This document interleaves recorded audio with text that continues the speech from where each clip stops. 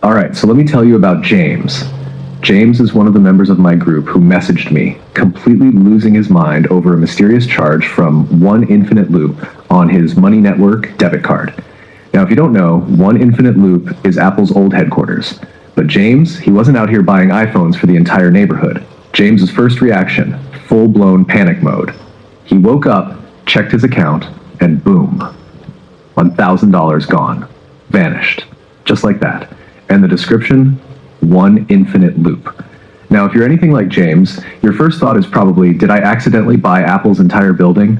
James swore up and down he hadn't made any purchases. No music, no apps, no fancy subscriptions. He even double-checked his email, thinking maybe his long-lost evil twin was living his best life on his Apple ID.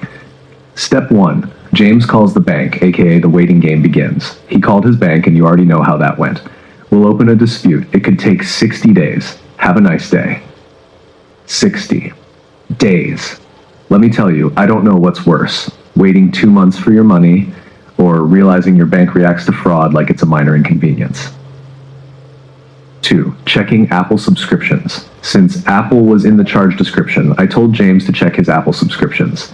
You'd be surprised how many people forget they're still paying for that random meditation app they downloaded 3 years ago. But nope, James' subscriptions were clean. 3. Looking at past transactions. Then I had him check if his Apple Cash was linked to any other accounts. That's when it clicked. A while back, he had linked his Apple Cash to a payment for a friend. Apparently, that friend's account had been hacked, and the scammer was now running transactions using James's Apple Cash. Sneaky, right? James takes action. I told James to immediately unlink his Apple Cash from any external payment apps. Call Apple support and request a transaction review. File a fraud report with his bank, pushing for a faster resolution. Now here's where things get interesting. James had to fight a bit, but after a few days and some firm I need my money back now energy, his bank refunded the charge. Quick tip for everyone watching. If you ever see a charge from One Infinite Loop, don't panic. First, check your Apple ID purchases and subscriptions. If it still looks sketchy, dispute it immediately. Also, unlink your Apple Cash from anything that doesn't need it. Scammers are getting creative, so stay sharp. Oh, and before I forget, a lot of people get hit with surprise charges like this, and honestly, the best way to protect yourself is by knowing your rights and the steps to take. That's why I always recommend this ebook bundle.